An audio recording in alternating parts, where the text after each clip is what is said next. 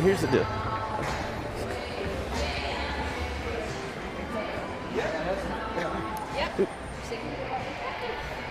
It's almost that time.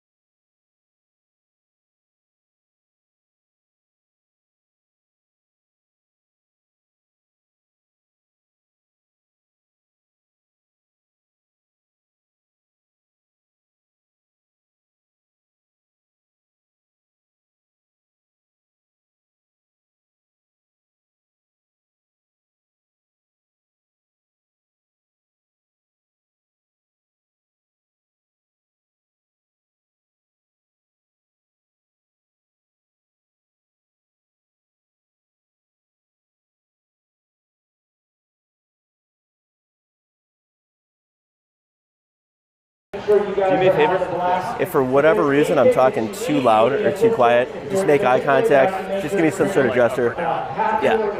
Because I have sucks. Yeah. Just awful. Please come let me know.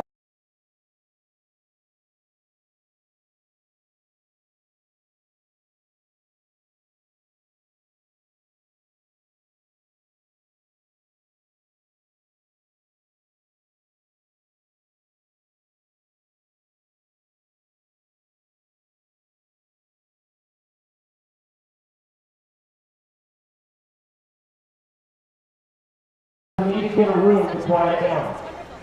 And I want to let you guys know, this is my third one, and I had to yell at DuPage. So DuPage I had to yell at, because you guys know how DuPageans are. Okay, Chicago is still talking. I'm just letting you guys know that. So here's the thing I love about North Shore, is you guys rock, you guys are amazing, you guys are attentive, I love it. He's good. You're locked in. And what that does is that makes sure that as I review Dude, with really my appreciate it, boss, man. my grade has to do with how long it took for you guys to quiet down and be ready for me. Here's where I'm at. I'm thinking 56 seconds, Andy, is where I'm at today when I really start to key in on it. No? 59? Maybe under a minute? All right, let's do this. My buddy, my friend, Andy Burton is allergic to clapping and applause. So do me a favor, make sure we get him to take some antihistamine, put your hands together for Andy Burton, my boss. Come on, let's get this. Thank you, sir. Whoa, pretty good, all right. You'll hear me speak a little bit later, but I don't want to take from Alan's message. It did. So, Alan, make your way up to the stage. Introducing Mr. Alan Stir, the best employee that's not on payroll. It is an action-packed message. He gave this on Thursday to our DuPage Producers platform. So take notes. It's awesome. A lot of you guys have your laptops and iPads out. So give them a warm welcome. The more I talk, Appreciate you, brother. Takes away from the value. So here we go, Alan. Come on up. Appreciate you, brother. Appreciate you, brother. What is up, North Shore Rural Producers? How's everybody doing? Woo! We got a packed house today, and I got to tell you, I'm going to be extremely generous with what I share with you today. If we are meeting for the first time, give you a little bit about my background. For the past, let's just call it 2 decades, I have a pretty extensive background in either commission-only sales or entrepreneurship. Why do I bring that up? Because this whole do-it-yourself thing, this whole being a team of one and having to make a big impact with my marketing on a small budget, I've just had to get good at this before AI. And now that AI, you can get a free account on ChatGPT or less, that's what we're going to be talking about today. So that being said, before we dive into the content, I would just like to get to know the audience a little bit better today.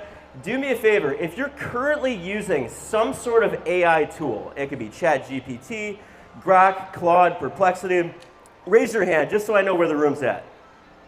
Somehow I knew the answer to that question before I even asked it. That's why we're friends. So just know, if you've never even logged into one of these before and you're like, hey, I've heard of AI, but I have no idea where to start, I'm literally going to draw some stick figures with crayons and bring you. If you've been here for a while and you're currently using one of these tools, I'm going to show you how to get pretty advanced with this today. So I'm going to give you guys about a 5-minute warning. I encourage you to actually do this live if you haven't downloaded ChatGPT yet, or you just haven't created an account. I'll give you a little bit of time to do that because I'm going to tell you the exact prompts to feed this. That way you can follow along live. But for those of you who are just entering this, explain the difference between something like Google and ChatGPT. Here is the best example that I can give you. The search engines will give you suggestions, which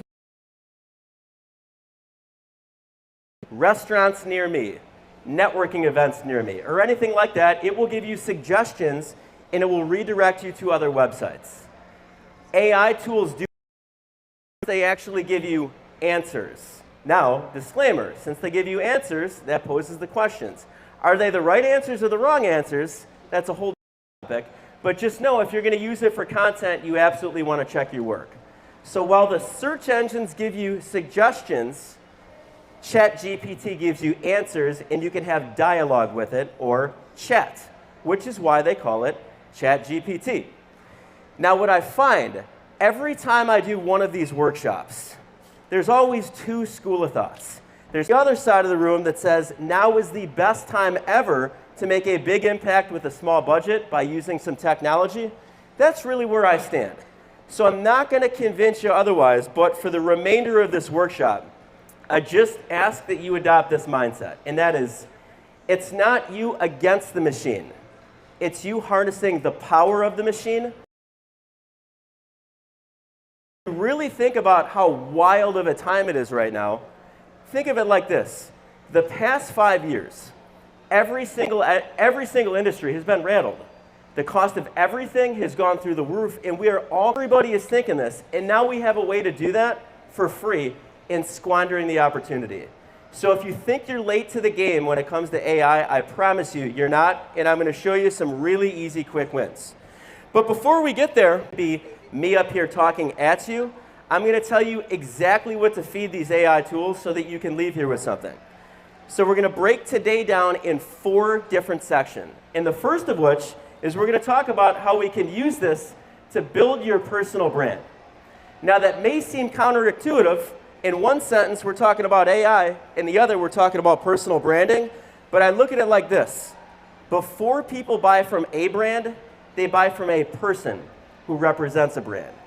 And because of how advanced these skill you, but it won't out-connect you. So we really have to lean into that relationship factor and build our personal brand. In doing this, I'm also going to give you a tool. I'm going to give you a copy and paste prompt that you could feed ChatGPT to have it rewrite your bio. So if you've never actually had a professional bio written, the good news is you don't have to hire a copywriter anymore. You can do this in about 2 minutes or less, and I'll give you that prompt. So that's going to be the first thing. The second thing we're going to do is we're going to use this for market research. We can do using AI. And side note, the reason why I know that is because that was actually one of my high school jobs. Yours truly used to work at Woodfield Mall, to which they would likely tell me to kick rocks and go about their business. Taught me a very valuable lesson on handling rejection at a young age. So I bring this up to show you, we're going to go over how to all of this information. What we're then going to do is feed it back to the machine. We're going to get the info from AI and then feed it back to it, and then we're going to transition into learning how we can use this to draft email. Close it out by going over how to use this for some social media content ideas. We're going to get some entertaining things going on in the final portion. I will actually show you how to take memes and turn them into advertisements that your audience would be remiss if I didn't put a few things into perspective. Because a few years ago, and I really want you to hear me on this, a few years ago, this whole robots getting involved in part is they will also never move this slow again. Right now, all we have is software. But in less than a year, we're going to have software that meets hardware because you have humanoid robots that are right around the corner. Not going to really talk too much about that today, but what I want to do is share with you a stat that puts a lot into perspective about how fast this AI stuff is moving. Now, what's interesting is a few weeks ago, I was doom scrolling late at night, and I saw an ad pop up on my newsfeed, and some of you may have even seen this. There's a company called Mind Valley, which is really, really, really big in the personal development space. And what they did is they ran an ad promoting an AI summit and talked about something called a cost-to-power ratio of AI. Now, if you're looking at me like a deer in the headlights, wondering what is a cost-to-power ratio, I don't blame you. All it is the amount of smartness and efficiency for the dollar when it comes to AI. Now, I bring that up to show you how fast that number is growing. Every 3.3 months, that number is doubling. So here's what that means. Assuming that ChatGPT just came out today, like the clock starts right now, 1 year would go by, and now it's about 16 times as advanced as it was when it first came out. 16 times is not a scary number. But then again, that is year one. Things really change when we go into year two. Year two, now it bumps up to 256 times as smart and as efficient as it was when it first came out. Check out year 3. Year 3, we're a little bit north of 4,000 times as advanced. Year 4, 65,000 times. And year 5, which is the year 2030, it is now over 1 million times as smart and as efficient as it was when it first came out. Which poses a very valid question, and that is, like in a few years? I don't think anybody knows. But I'll tell you what, I've already started saying please and thank you to ChatGPT, because in the event that this thing has a mood swing and it goes full Terminator, maybe it'll spare me. At least these are the lies that I tell myself. Which leads me to the next thing. We all have access to the same tools. If you can fog a mirror and you have an internet connection, you can go and get a free account on ChatGPT. So we all have access to the same tools, but not the same presence. And that's why what we're going to do today is we're going to talk about the importance of building a personal brand. Now, what I find interesting is the term personal brand, if you're anything like me, is a term that has casually been thrown around in multiple. You've also probably never went and looked up the definition. So it would only be fair, if we're going to be talking about this today, to show you, according to Google, this is the definition of skills, experiences, values, and qualities that you present to the world. My definition of that, truly, it is what people say about you when you're not in the room. It is the feeling that is attached to your name and the feeling that others have when they hear it. Now, I want to pause here for a second. When we're talking about feeling, we're talking about the emotional brain versus the logic brain. And before people make a buying decision logically, they make it based off of emotion. So when we work on our personal brand, it makes us a heck of a lot easier to refer. Now, what's interesting is everybody has one of these. But the truth is, most people actually haven't taken the time to define it. And if you want to do that, you can do it in 2 minutes or less, and you just have to ask yourself 2 simple questions. And the first is, who do I want to be known as? So if you want to make the most out of today, I encourage you just take about 30 seconds and write down the first couple adjectives that come to mind. What are a couple ways that you would want people to describe you when you're not in the room? Charismatic, knowledgeable, humorous, sarcastic. Whatever it is, there's really no wrong answers. There's no right answers. There's just simply your answers. So once we figure out what to be known for in the marketplace, what specific problem do we want people to associate us with solving? Why is that important? Because in the world of business, we exchange money so that we can solve problems. Case in point, we all exchanged our time and our money to be in the room today to solve the problem of learning how to use AI and to expand our network. So when we figure out what we want to be known for and who we want to be known as, the next part is how are we going to get the word out, and that is the beauty of social media. Now, show of hands here, before I go into how to actually use AI to write a bio, has anybody actually done this in the past? Leveraged AI to write a bio for them? Awesome, I see a few hands. I'm going to give you a copy and paste prompt. But what I want to really drive home to you is ChatGPT is only as good as what you tell it to do.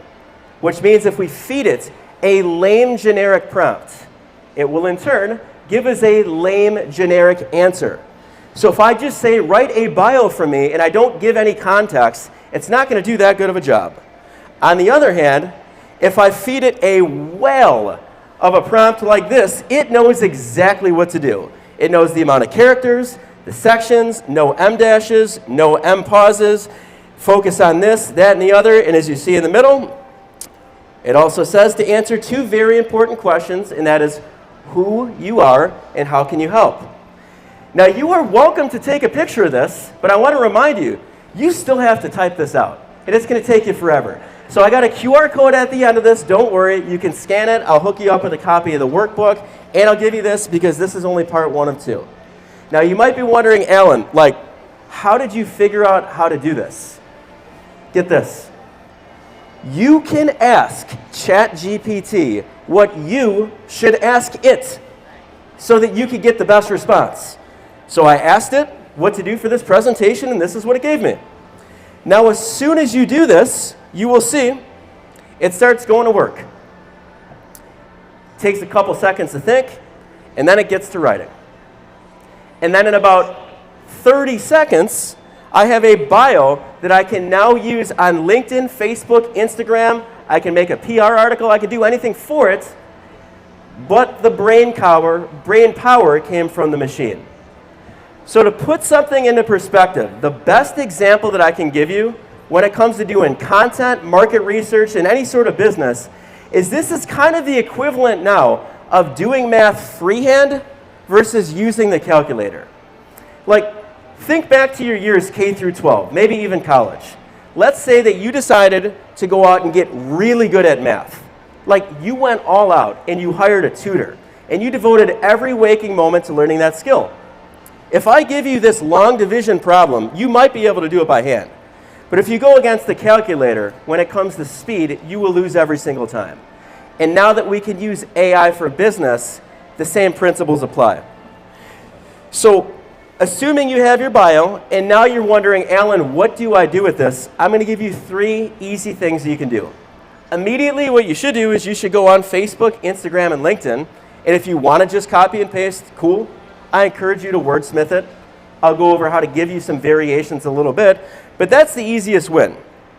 What you really should do is you should do a reintroduction video, which basically means you bust out your phone and you say, what's going on, everybody? It's Alan. I know you might know me as the realtor, but I wanted to share with you a little bit of information on who I am and how I can actually help you in the marketplace. And when you do that, now it's personalized. We've used the brain power of the machine, and then we've made it our own. But let's say that you're not comfortable getting on video. I'll give you a super easy win. And this is why good photography is one of the lowest cost, high yield investments you can ever make. You can take that and turn it into a bio sheet, which basically means you take a picture and you just upload it to Canva. You add a text box and you copy and paste. It takes you about 2 minutes. What do you do with it? You print it, you pin it, you share it, and you can even throw a QR code on it to your website. So quick, easy win. Now, before I go over the market research stuff, I want to pause here and just take the temperature of the room. Is all of this making sense so far? Awesome. So from here on out, the concept that I really want to hammer down is all of this content and market research is going to be done for one reason, and that's to help position us as the trusted resource. Now, the trusted resource for who, we're going to talk about in a little bit, but at the center of all of this, it's so that we can connect with our audience, but also position ourselves as somebody who can help them solve a problem. And to do that, I'm going to show you an easy win when it comes to market research. Now, a few minutes ago, you heard me say that people exchange money so that they can solve problems. And I'm going to use another example. In just a few weeks, it's going to be wintertime. I hate to break it to you. So we exchange our time and our money to go to a car wash in the dead of winter to solve the problem of not having to clean the car ourselves. Pretty simple. So if we want to create messaging that actually resonates with somebody, now we can use ChatGPT as our market research firm. And what that would look like is this. The example that I'm going to use here is targeted towards the listing side for a real estate agent. But let's say that you're an insurance agent, a loan officer, you have another business you wanted to use it for, you can follow along with this. Now, if you want to make the most out of this today, I encourage you to actually do this with me and type this into ChatGPT. And while you're doing that, I'm going to explain the why that is attached to the how. So in this case, I'm asking it, what are 5 problems that would cause somebody to consider listing their home for sale in 2025? If I want to get more specific, I can say, what are 5 problems that would cause somebody to consider listing their home for sale in Waukegan, in Gurnee, in the North Shore, in Chicago? I could feed it a ton more details. Now, this is important because this is what actually makes the phone ring in the first place. So the example that I'm going to use here is, let's say that we met for the first time at a networking event, and you're like, hey, Alan, who's a good referral for you? And I was an agent, and I responded by saying, well, I don't know, anybody who's looking to buy or sell. Nobody's going to come to mind. But if I do the legwork and get real specific, what you'll see is now ChatGPT starts going to work, and it gives me 5 problems that would cause the phone to ring in the first place. Now, what a lot of people are not aware of is it doesn't stop there. The reason why this program is called ChatGPT is because you can chat with it. You can have a conversation. So this is step 1. Now that I have 5 problems that actually make the phone ring, I can have dialogue with it and go a layer deeper. I can say, give me an audience that is most likely to experience each of the problems that are listed above. So if you want to take about 30 seconds and do this with me, I'll give you a little bit of time. What you would do, step 1 was, what are 5 problems that would cause somebody to consider doing blank? In this case, blank is listing their home for sale. The second part is give me an audience that is most likely to experience each of the problems that are listed above. Disclaimer, I'm only giving you 5 here for the sake of simplicity. There's nothing stopping you from saying give me 20, 30, 50, 100. I just want to keep things simple so they're easy to follow. So step 1, give me 5 problems. Step 2, give me an audience that is most likely to experience each of the problems that are listed above. From there, you click next, and what will end up happening is you see it will indeed build on everything that it just gave you. We have the problem that's right here, and then we have the audience that's most likely to experience it right underneath. Now this is cool, but if we can all be honest with each other, there's a lot that's going on here. It's kind of overwhelming to read, and it's very busy. And if it's busy and it's not simple to look at, we're probably just not going to look at it in the first place. So step 3, I'm going to show you how to simplify this. That way it's easy to refer to, and that's going to come in handy for the next step when we feed all of this information back to it. So step 1 was give me the problem that makes the phone ring. Step 2, give me the audience that's most likely to experience the problem. Step 3, we're going to organize it. So step 3, we're simply going to say, take the above 2 threads and put them into table format. And then what it will do is it will start organizing it. It will simplify it so it's not as much data that's there, but because all of this data is in the same conversation or the same thread with ChatGPT, it could refer back to it. So it knows exactly what we're talking to. So to give you an idea of what that would look like, we ask it to turn it into a table, and we see it starts going to work. And now in one place, I have 5 different target audiences. I look at this, and I'm like, the amount of money that people used to have to pay for market research studies, look at how insane this is. You used to have to rent a facility, pay the staff, donate the product in some cases, and then compensate the attendees. And now with the free account on ChatGPT, I can do all this in 2 minutes or less. Are you kidding me? It's nuts. So I share this with you to remind you, the majority of the world does not know this yet. So if you think you're late to the game with AI, I promise you, you're not. Now I want to pause for a second. Is all of this making sense so far? Cool. If you have any questions, feel free to interrupt me.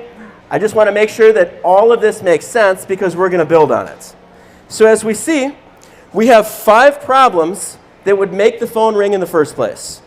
We have an audience that is most likely to experience it. So I used the example earlier that if I was an agent and you came up to me and you said, Alan, who's your target market? And I responded by saying, anybody who's looking to buy or sell, you think of nobody. But in this case, if I were to respond to that by saying, I'm looking to get in contact with retirees on a fixed income who experience the problem of high cost of home maintenance repairs, do you know anybody? Now somebody may come to mind. And that's going to come in handy when we start making content for this audience. So this is how we use it for marketing. Now we're going to take off our marketing hat and we're going to put on our sales hats. Because what's really cool is when we have a specific audience, like we just narrowed down to, we can go a layer deeper and we can start asking it for objections. Now in this case, from here on out, I am just going to focus in on one of these 5 audiences just so it's simple and easy to follow.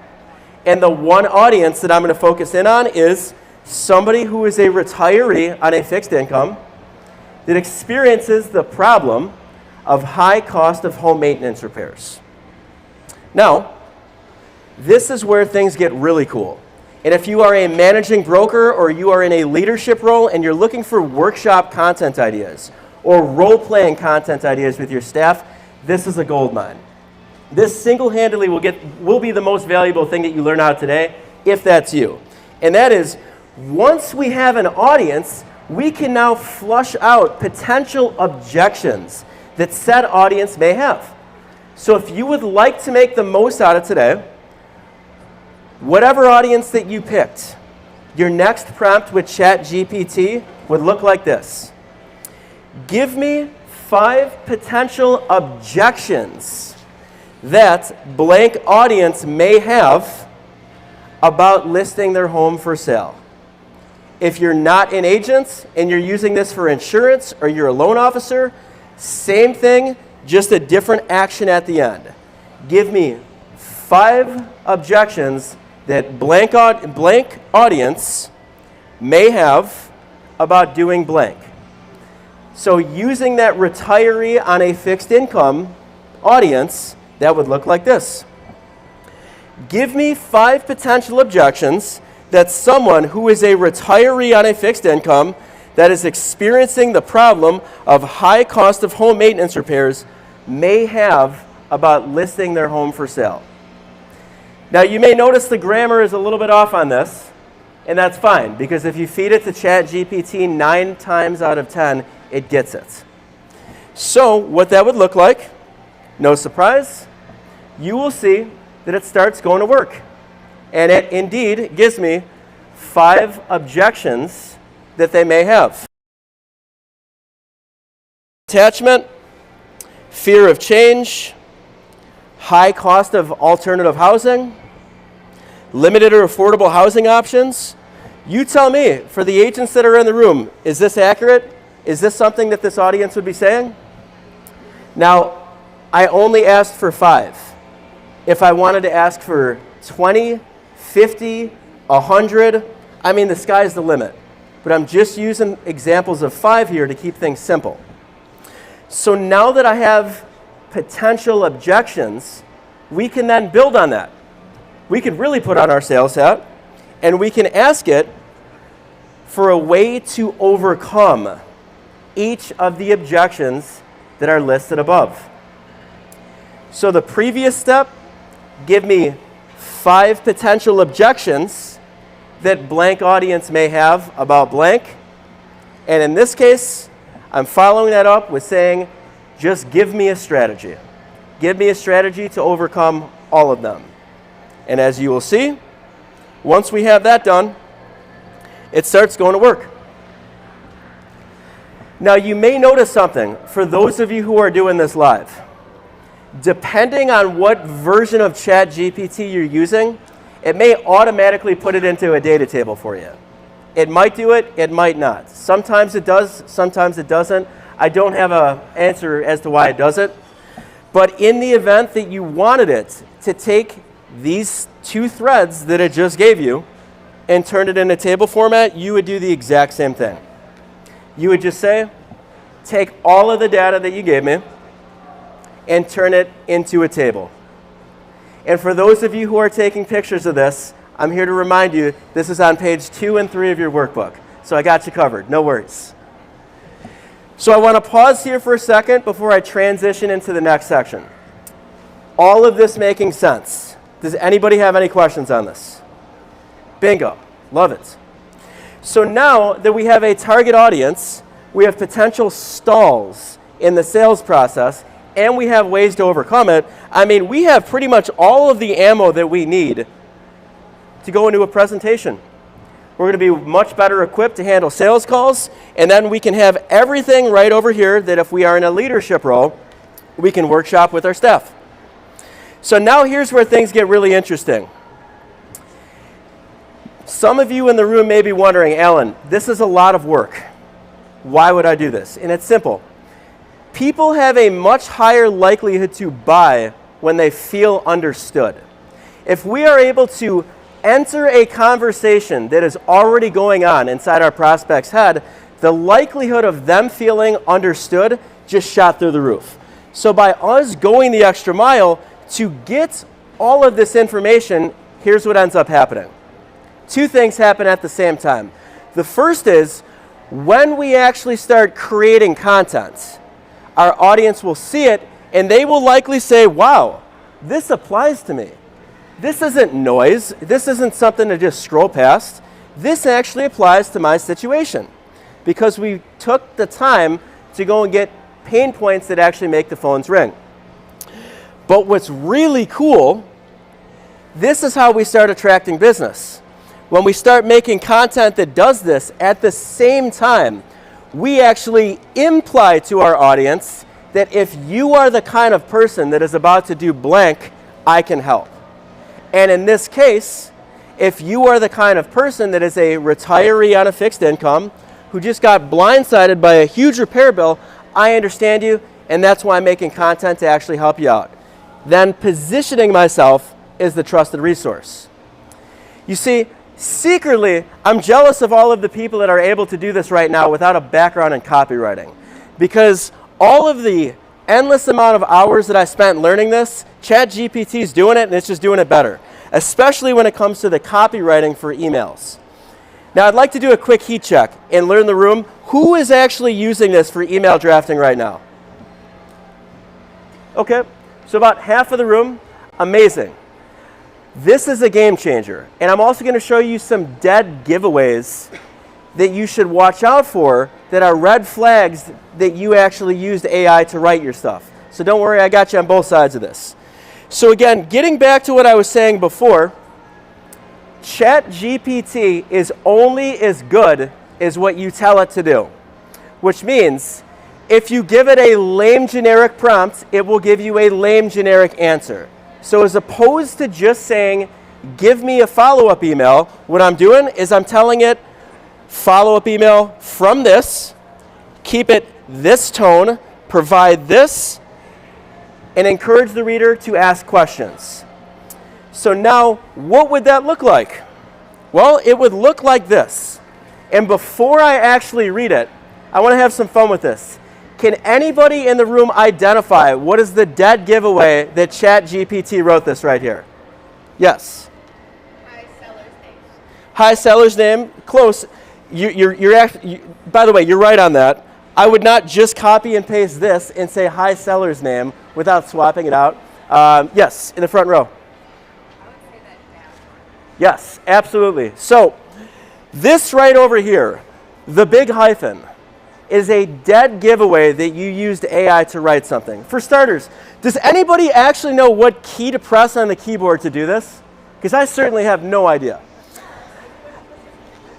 So this used to not really be mainstream until AI a couple years ago. This right over here is called an M dash or an M pause, and if it puts this into the copywriting, you can ask it for a variation that does not have this. So I intentionally wanted to do that to show you that these are tools, but there's still some red flags. If you're using it for social media, a dead giveaway is the fact that it uses way too many emojis. That's how you can tell right away that a post was written by ChatGPT. If you're using it for an email and it says, I hope this email finds you well, that is a dead giveaway that AI wrote it. That aside though, if you actually read this, it seems to get the verbiage pretty good. If you were to dissect this, it says, hi, seller's name. It was great meeting with you and learning more about your home. I appreciate the opportunity to go over your selling options, and I'm confident that we can position your home to attract the right buyers. homes in blank neighborhood are selling X% faster than last year, and it adds urgency, and it sounds like an actual person wrote it. So once we have something, which in this case, the something is an email, we can ask it for variations. But before I do that, I wanted to give you a great slide to actually snap a picture of, because I'm going to give you a handful of other use cases on where you would use this. So a seasonal market update. So if you wanted to do a quarterly email blast targeted towards blank neighborhood, this will give you a great idea. Another one, that price reduction conversation. Somebody's asking the moon for a property and it's not getting any traction. Instead of you delivering the message yourself, this could help you wordsmith it and soften the blow. Buyer lead follow-up after showing, re-engaging with a past seller who didn't list, and an open house invitation. So if you want to take a picture of this, go for it.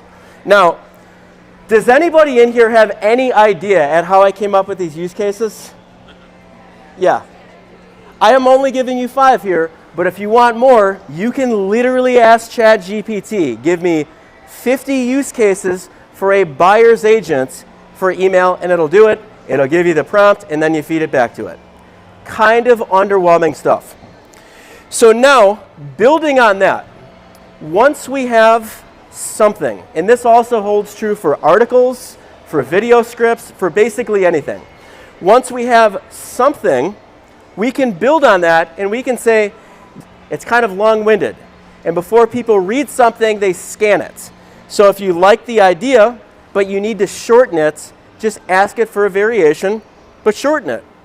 If you want to get rid of those M dashes or M pauses, ask it for a variation without them, and it'll do it. Now, on the other hand, if you wanted to make it longer, and you wanted to say, give me a variation, but turn it into a 30-day follow-up sequence, it could do that for you. So as opposed to you starting from scratch, you can get the majority of the legwork done by AI and then make it your own. On the other hand, my favorite thing to do is actually push the limits when it comes to humor. You can ask it to give you a variation of something, but make it funny. Drop in a couple dad jokes. This thing is actually surprisingly funny. On the other hand, let's say that you want to make it emotional, or you wanted to turn it into a sales letter. You could say, give me a variation that addresses blank objection. And now it turns into a sales letter for you. But where everything changes is when you ask it to give you a variation, but write it from the perspective of blank. And the example that I'm going to give you is, as opposed to me sending an email following up, I can ask it to write me an email from the perspective of a retiree on a fixed income who just got hit with a huge repair bill, and now what it starts doing, it starts connecting a lot more because it starts telling a story. And as we know, stories sell, facts tell. So building on all of this, once I have all of this information, I can take this and I can start using it for social media content. But before I do that, I just want to pause for a second and make sure all of this is making sense. Cool. Any questions so far? Bingo. So what I'm going to show you right now is a game changer for those of you who have never actually started a newsletter. And side note, who here actually has a newsletter that's set up? Whether it's an email drip campaign, awesome. This is going to be a game changer. So there's a reason why not a lot of people's hands went up. Because it used to be a whole thing to actually create a blog post or a newsletter. According to Orbit Media, pre-AI, it used to take up to 4 hours on average to write a blog post. Like, seriously, who has that kind of time? But what I'm going to show you next, the 30-second sales letter format, is going to change problem explanation. And when we feed AI a prompt in this order, it could take anything and turn it into a sentence. Using that, for those of you who want to take a picture, I'll give you a few more seconds. You read on a fixed income, feed it through there, and see what it says. It's come up with some hilarious articles. Like, you could say, create an article to an audience of middle-aged men who experience the problem of male pattern balding, explaining why they should consider buying hair transplants, and see what it comes up with. Like, it is hilarious sometimes what it does with the copy. But as you see here, it's coming up with everything, but I want to really drive this point home. And I'm responsible to you, but not for you with this. This is a great tool, but sometimes it gets stuff wrong. You absolutely should use this as your thinking partner and then make it your own. Because if we're trying to position ourselves as the trusted resource and we stamp our branding on something and it has wrong information, it's going to move in the opposite direction. Now, on the other hand, assuming everything in this is right and you have a more relaxed, let's say, sarcastic personality, and you stamp your branding on something like this and it looks like a Harvard professor wrote it, it's not going to do you any favors. So use this as your thinking partner, and then what you want to do is you want to make it your own. Now, what I'm going to show you is how to take this and display it on LinkedIn. Now, do me a favor. I know a handful of you raised your hands for the newsletter, but does anybody specifically have this set up on LinkedIn? This is a game changer, and I'll explain why. So show of hands. Who here has over 1,000-person audience on LinkedIn? Awesome. So check this out. If you make a post on LinkedIn, regardless what your audience size is, whoever sees it, sees it. You're at the mercy of whatever mood the algorithm is in today. And sometimes it's in a lousy mood. You skip the line, though, and you completely tip the scales in your favor when you set up a newsletter. Because what ends up happening is when you set it up, the first edition of this that you post, every single one of your followers gets a notification on the platform and it asks them if they want to subscribe. You heard that correctly. Assuming you have 5,000 people you're connected to, all 5,000 people will get a notification one time when you release your first edition. It will ask them if they want to subscribe. From there, expect about 20% will subscribe just because it's you. And at that point, LinkedIn treats it as an opt-in, which basically means every future edition of your newsletter that you release, all subscribers get a notification on the platform plus an email, and it's free and nobody's doing it. So what I'm going to do is I'm going to show you how to set this up. This is free, but you cannot do this from your phone. You have to do this from a computer. So assuming that you wanted to set this up, you would just go to the main LinkedIn screen and you would click right there on the tab that says Write an Article. Now, it's not exactly a secret that this section exists, but the difference is an article might as well just be a normal post because whoever sees it, sees it. A newsletter is a series of articles. That's the difference, and they crank out your distribution when you do that. But think here from a positioning standpoint. Everybody posts, but only thought leaders publish. This is your own publication, and it's on LinkedIn.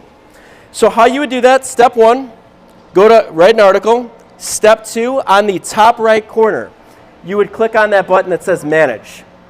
When you click on that button that says Manage, you click on Create Newsletter, and that's how you set it up.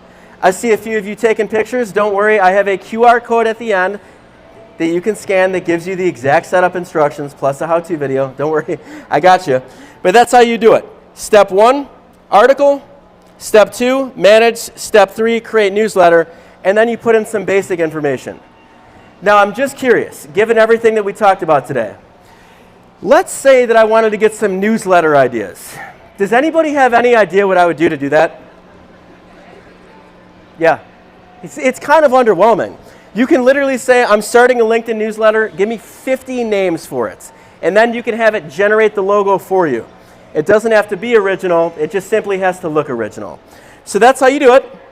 Now, you can have it create a thumbnail image for you, but I want to actually talk about one of these ChatGPT creations that it made for me recently. So does anybody notice something that just, I don't know, might be a little bit off in this picture? Anybody see something wrong with it? Yes. Soul, yeah, exactly. If I'm trying to position myself as the trusted resource and I put an article and it says soul instead of sold, what is that going to do? I look about as sharp as a quarter. On the other hand, I recommend that you go and make your own on Canva. That way you don't have to worry about how it looks. These are tools, but again, they are not perfect. From there, you see, this is what ChatGPT gave me. That's what it would look like. And if you would like to actually see what this looks like, I'd like to invite you to subscribe to my newsletter. The Do-It-Yourself Marketing Alliance, once a week, you got a new article aimed at either AI, marketing, sales, or graphic design. But something that is centered around do-it-yourself marketing, leveraging AI, you got a new article every week. Now again, there's nothing stopping you guys from doing this. But if we can be honest, it's easy to do. It's easier not to do it. So if you want to have a standing commitment, I would recommend finding a buddy just to hold you accountable. Post once a week. If you want to take it easy, you can do once every other week.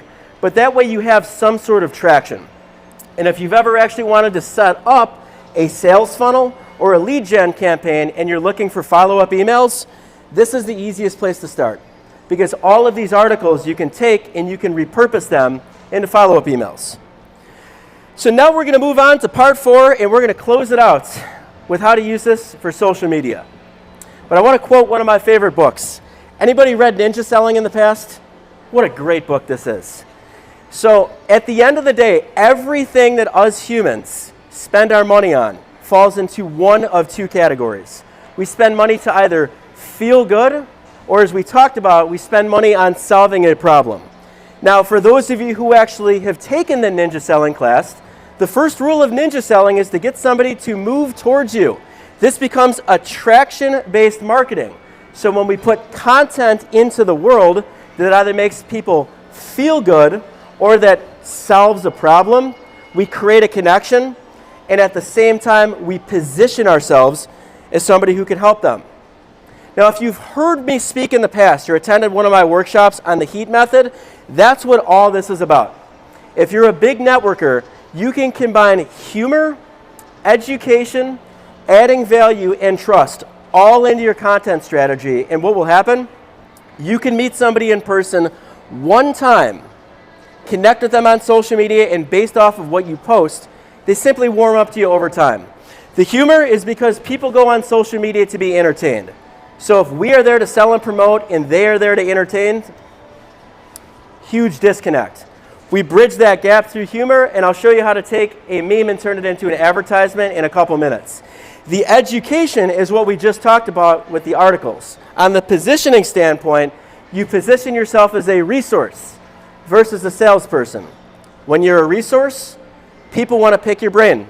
When they pick your brain, you've just now generated a lead, but you've done so by being able to solve a problem. You focus in on adding value, you're no longer selling, you're serving. People start to feel like you're looking out for them, and then you reinforce trust by collecting and repurposing reviews. People have everything that they need to know about you in order to make a confident decision. So what does that look like in the content standpoint? Under the education category, these articles are great. But before people read something, they scan it. So a quick and easy win is to do a rule of thumb video. Think of it like this. Hey, before you buy or sell, here's what you should know. And if you have more questions, let's talk. So what that could look like, if I wanted to use ChatGPT for brain power, I could say, give me 5 rule of thumb videos for a realtor to use that would resonate with blank audience who experiences blank problem that might take blank action. And as you see, it starts going to work. Now, what I love about this truly is the fact that it gives you a starting point. If you want to expand on it, you can ask it to turn it into a script. But look at these headlines. The 1% rule of home maintenance, the $5,000 rule, the retirement budget test, the accessibility and comfort rule. So all that you have to do, truly, is bust out your phone and say, hey everybody, it's Alan, and I wanted to elaborate a little bit on the equity to cash rule. And if you have questions, drop a comment or send me a DM, let's chat. Super easy, very simple. Now that's on the education route. Now it's time to have some fun. Professionalism is going to go out the window for a second. So has anybody here actually used memes in the past for advertisements? Total game changer. Think of it like this. If you blend advertisements and humor on social media and somebody shares it. They just passed your business card along, but they did it in a really cool way. So what we can do here, for those of you who say, I like this concept, but I'm really not funny, we can ask AI for the ideas, and what it will do is it will give us meme ideas.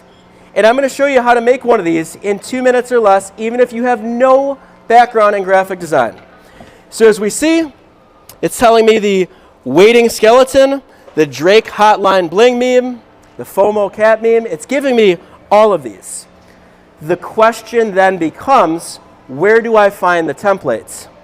Introducing my all-time favorite websites. For those of you who like this idea, this is the biggest database of memes on the internet. Imageflip.com. So ChatGPT will give you the templates, and then from there, you just search for the templates, and then you make it your own. So we're going to have a little bit of fun with this, and I want to show you the power of this.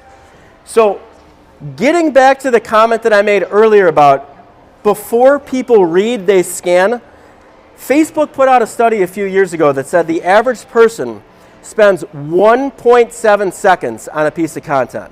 So the 2-second rule is a very real thing. What stops the scroll? A strong visual. In this case, in 2 seconds or less, you can see the emotion between this picture and this. So if you look at the top, you have Drake rejecting something. So he's inferring, this isn't going to work for me. What isn't going to work for him? Well, waiting until next year to sell your home. What will work? Selling right now and taking advantage of the markets. ChatGPT gave me the copy, and then all I did is I went over to imageflip.com, and in 2 minutes or less, I made it something like this. So you can take that same message and repurpose it. Anybody seen this guy? Yeah. Just about everybody on planet Earth. Exact same message. Now is the best time to list your home. Changed my mind. And if somebody shares it, they pass along your business card, but they did it in a cool way. Kind of underwhelming stuff. Then you have one of my favorites, the waiting skeleton. Somebody who waited at a park bench so long that he eventually died. What was he waiting for? Well, he was waiting for a better time to list his home for sale. Now, before I show you this next one, has anybody actually used a meme for follow-up in the past? This is my all-time favorite way to get somebody to respond. Because I promise you, if you've been ghosted, the person ghosting you is well aware of the fact that they are ignoring you. So what we have to do is find a way to soften the silence, and this is my favorite way to do it. So over here, we have Pablo Escobar. He's waiting, he's still waiting, and he's still waiting. The question is, what is he waiting for? Well, you know what? That's just me waiting to hear back from you. So if you feel like you're getting ghosted and you just want to get some sort of response, I promise you, if you send this to somebody, you will get a response. It may not be a good response, but you'll at least get a response. Now I want to close it out with this. We covered a lot today by design. I would much rather be way too generous with what I share with you than way too stingy. Some of you might be saying, Alan, could you just give me some sort of plan? Can you give me some sort of content calendar? I can. The reality is I might as well just tell you what I'm going to do anyways. So if you wanted to build on everything that we went over today, what this prompt would look like for ChatGPT is, give me a 30-day social media content calendar for a realtor to use that would resonate with blank audience who experiences blank problem. I'll give you about 15 seconds for those of you who actually want to take a picture of this. Give me a content calendar that would resonate with blank audience that experiences blank problem. And then you'll see that it starts going to work. And what I love about this is it's going to change the theme every single week. You'll see a blend on week 1 is going to look one way with did you know? We got the 1% home maintenance rule explained. You have all of this. And then it goes into inspirational quotes, overcoming the fear. Like, it gets really, really in depth. Now, I'm only giving you 30 days on this, but if you wanted to do 60, 90, 120, you wanted to do a 6-month follow-up campaign, all of these things you're able to do. So I want to end it on this note. Every single business, it doesn't matter what you're selling. If you're an agent, insurance agent, you're selling cars, whatever it is, we all go through these same 3 steps when it comes to generating leads. You could have the perfect product or service, but nobody can buy from you unless they know that you exist. So you have to advertise. This right over here, I'm meeting a lot of you for the first time today. So this is advertising for me. But the thing is, not everybody's our customer. If I owned a steakhouse and I advertised to an audience of vegans, how would that work out? It wouldn't. So what we have to do is get people to identify themselves as somebody who is actually interested. Because before somebody will pay you with their money, they will pay you with their time. They do that by consuming your content to figure out if you are the right fit to hire. So once we collect the name, email address, and phone number of somebody who's interested, the third stage in the lead gen process is obviously to convert somebody from a prospect or a lead into a client. There's no sense in me going in further depth on this because I would lose everybody. All we went over today simply was how you can use AI to advertise but make it sound human. But I want to give you an example of how this actually works, because before somebody pays with their money, they pay with their time. I have a free gift for you. For those of you who said, you know what, that whole bio prompt was really cool, that's my free gift for you today. I'm also going to hook you guys up with a recording of this in a couple weeks as soon as I get the finished product. If you want it, again, no strings attached, scan the QR code, let me know where to send it. Disclaimer, there are 2 parts to it. There is that long prompt that we talked about earlier, but then there's also a series of questions that you have to answer. It'll take you 2 minutes. You just copy and paste it into ChatGPT and you're good. Now, that's my free gift for you guys. For those of you who are like, you know what, Alan, I got a ton of value out of today, and I might actually want to, maybe work with you in some fashion. I don't care if you do or not. I just want to let you know something that exists. I put together an AI marketing crash course where in 3 one-hour videos, I will do a deeper dive on everything that we went over today. So this is truly done with you. Instead of being fire hosed in one setting like this, you can work at your own pace. Module 1, we'll go over the 3-step target customer mastery program. We'll do the data table. We will do everything that you just saw today. From there, we'll identify and address the objections, and then we'll set up the newsletter. We'll go a deeper dive on some of the prompts that you can use to create articles and make it sound more human and really show your personality. From there, we'll have some fun. Because if it's not fun, nobody's going to do it. So we'll have a little bit of fun, let our hair down, make some memes, and I will show you not only how to use AI for the ideas, but Facebook groups to go to get ideas and then make them your own. Then we're going to do a deep dive on Canva. All of these, by the way, are the free versions. So you don't have to be a Canva Pro member, but I'm going to show you what to do with your headshot to turn it into something like this. And if you're like, Alan, I'm a slow learner, don't worry. I got you. There's a workbook. So if you are interested, more information on that, there's a QR code right over there. I just want to close it out on this note. And again, really drive this point home. Truly embrace this.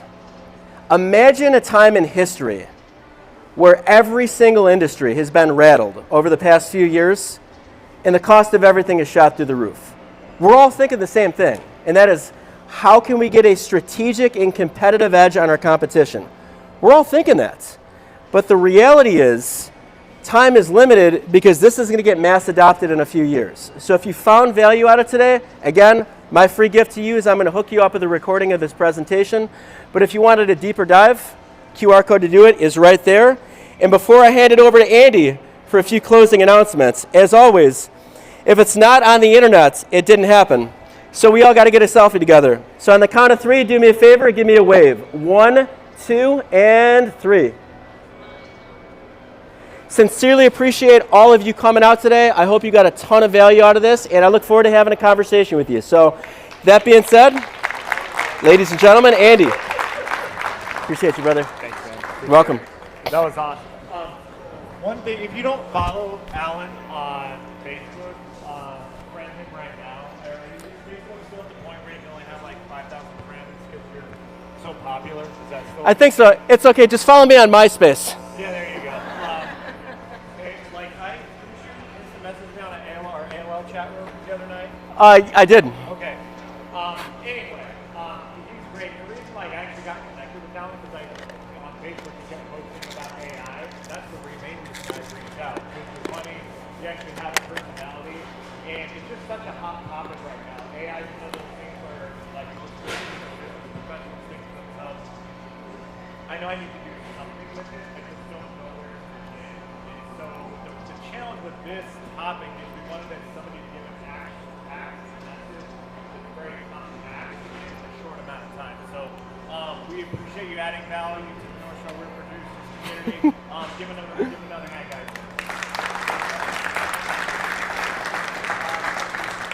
Also, American Place Casino. I don't know if Julie Ivins is in the room. No, she is not, but we appreciate that.